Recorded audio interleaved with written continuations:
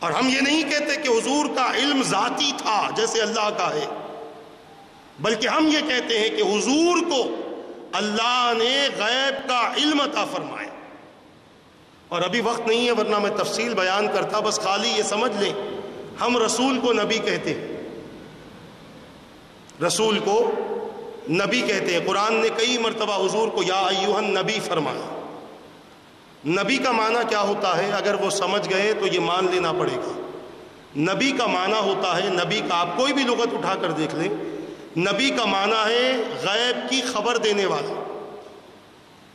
تو نبی کو نبی بھی کہتے ہو، پھر یہ بھی کہتے ہو کہ غیب کا علم ان کے پاس میں نہیں ہے، تو کہاں تک صحیح ہے؟ نبی کو نبی کہنا چھوڑ دو۔ نبی کو نبی کہتے ہیں نا بھائی۔ اگر نبی کو غیب کی خبر رکھنے والا نہیں مانتے تو قرآن کریم میں جتنا یا ایھا النبی ہے یا تو اس کو نکال دو یا پھر یا ایھا النبی پڑھنا چھوڑ دو، کیونکہ بولتے ایک ہو کرتے ایک ہو، ایسا نہیں کرتے۔ علم چونکہ سمجھ کی بات ہے، تو رسول پاک صلی اللہ علیہ وسلم کو اگر غیب کا علم نہ ہوتا تو حضور یہاں یہ فرما دیتے کہ مجھے نہیں معلوم، جبرائیل آئیں گے تو پوچھ کے بتلا دوں گا۔ حضور نے یہ نہیں فرمایا، بلکہ فوری پوچھا کہ اے میرے صحابی تم نے اس کے لیے کیا تیاری کی؟ اب تیاری کیا تھی؟ نماز، روزہ، زکوٰۃ، حج، صدقہ و خیرات، حقوق اللہ اور حقوق العباد مکمل طور پر ادا کرنا۔ غور سے سنیں تو یہ حدیث بڑی پیاری ہے، سمجھ میں آئے گی۔ مکمل طور پر قیامت کی تیاری یہی ہے نا۔ قیامت کے دن کیا پوچھا جائے گا؟ تو نے جوانی کیسے گزاری؟ تیری زندگی کیسے گزری؟ تو نے اولاد کے ساتھ کیا معاملہ کیا؟ پڑوسی پر کسی نے ظلم کیا ہوگا تو اس کا بھی سوال ہوگا، جو بھی اعمال کیے ہوں گے ان تمام کا سوال ہوگا۔ تو حضور نے جو سوال کیا کہ تو نے اس کے لیے کیا تیاری کی ہے؟ نماز، روزہ، زکوٰۃ و حج، حقوق اللہ اور حقوق العباد، گناہوں سے بچ گئے، برے اعمال سے بچ گئے، بے حیائی سے بچ گئے، یہ سب کچھ قیامت کی تیاری ہے۔ تو صحابی نے نہ اپنی نماز کا ذکر کیا، نہ روزے کا ذکر کیا، نہ گناہوں سے بچنے کا ذکر کیا، نہ تہجد کا ذکر کیا، کسی عبادت کا ذکر نہ کیا، بلکہ صرف یہ کہا کہ یا رسول اللہ، اللہ اور اس کے رسول سے بہت محبت کرتا ہوں۔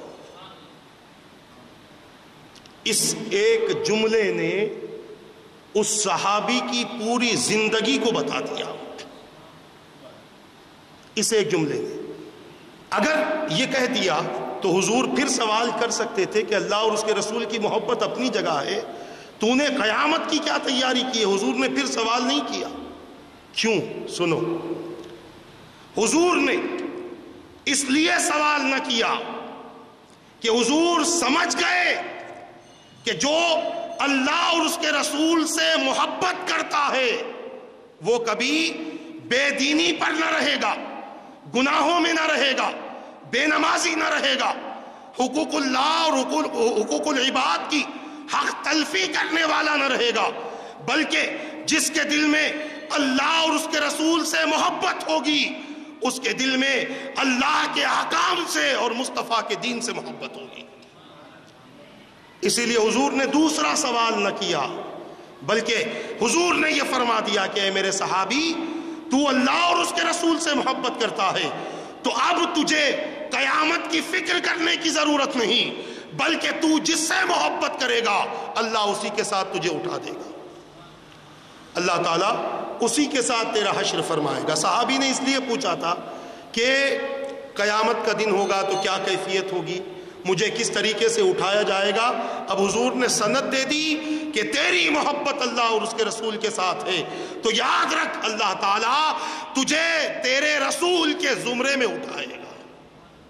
عزیزان ملت اسلامیہ، اس حدیث پاک کا مختصر سا مفہوم یہ ہے۔ اب دوسری طرف ایک اور حدیث جو مجھے یاد آ رہی ہے وہ سن لیں، اسی سے ملتی جلتی حدیث ہے کہ تم جس سے محبت کرو گے اسی کے ساتھ اٹھائے جاؤ گے۔ ایک اور حدیث پاک ہے جس کا مفہوم یہ ہے کہ تم جیسے زندگی گزارتے ہو، تموتون کما تحیون، شاید اسی قسم کی حدیث ہے کہ تمہاری موت اسی حالت میں آئے گی جس حالت میں تم زندگی گزارتے ہو۔ اور پھر تبعثون کما تموتون، میں شاید کہہ رہا ہوں اسی قسم کے الفاظ ہوں گے کہ تمہیں اسی حالت میں اٹھایا جائے گا جس حالت میں تمہیں موت آئی ہے۔ اب آپ اندازہ کیجئے کہ اگر کوئی انسان، اگر کوئی شخص برائی میں اور گناہوں میں زندگی گزارتا ہو اور اسی حالت میں اسے موت آ گئی تو کل بروز قیامت وہ اسی حالت میں اٹھے گا، گناہگاروں کی صورت ہوگی، گناہگاروں کی حالت ہوگی، گناہگار جیسا ہوگا اور اسی حالت میں اسے اٹھایا جائے گا۔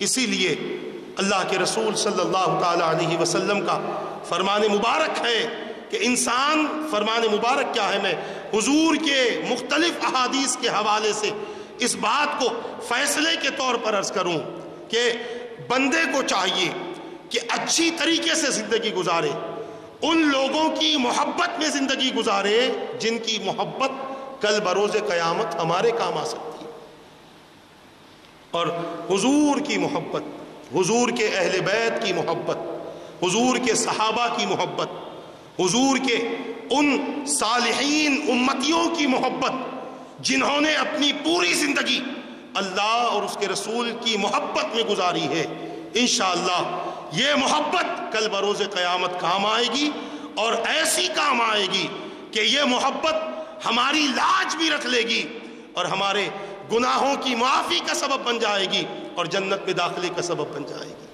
لہٰذا یہ حدیث پاک ہی جس میں رسول پاک صلی اللہ تعالی علیہ وسلم نے اپنے سے یعنی حضور سے اور خدا سے محبت کرنے والوں کو میرے آقا نے نہ صرف قیامت کے دن خوشی کا پیغام دیا بلکہ اللہ کے رسول نے قیامت کی ساری فکروں سے بے فکر کر دیا کہ تمہارا محبوب جہاں ہوگا تم بھی وہیں پر رہو گے۔ تمہارا محبوب جہاں ہوگا، تمہارا محبوب اگر قیامت کے میدان میں ہوگا تم بھی وہیں رہو گے، تمہارا محبوب جنت میں ہوگا تم بھی وہیں رہو گے، تمہارا محبوب جدھر ہوگا تم بھی وہیں پر رہو گے۔ لہٰذا اللہ اور اس کے رسول سے محبت کی جائے، اور صرف محبت کے دعوے نہ کیے جائیں بلکہ محبت کی جائے، اور محبت بھی ایسی ہو کہ اللہ کا کلام اور اللہ کے کلام پر مکمل طور پر عمل ہو، اور رسول پاک صلی اللہ علیہ وسلم کے فرمان پر مکمل طور پر عمل ہو۔ انشاءاللہ یہ زندگی آنے والی زندگی کے لیے خوشخبریاں لے کر آئے گی، یہ زندگی موت کے لیے خوشخبریاں لے کر آئے گی، عالم برزخ کی زندگی کے لیے خوشخبری لے کر آئے گی، اور قیامت کے لیے خوشخبری لے کر آئے گی، اور وہ خوشخبری یہ ہوگی کہ تمہارے لیے جنت ہے اور جنت کی نعمتیں ہیں۔ اللہ تبارک و تعالیٰ سے دعا کرتا ہوں مولا رب قدیر جو کچھ میں نے کہا میرے کہنے میں غلطی ہو تو اپنے حبیب کے صدقے معاف فرما دے، ان باتوں پر مجھے اور ان سب کو عمل کرنے اور ان باتوں کو دوسروں تک پہنچانے کی توفیق عطا فرما برحمتک یا ارحم الراحمین وما علینا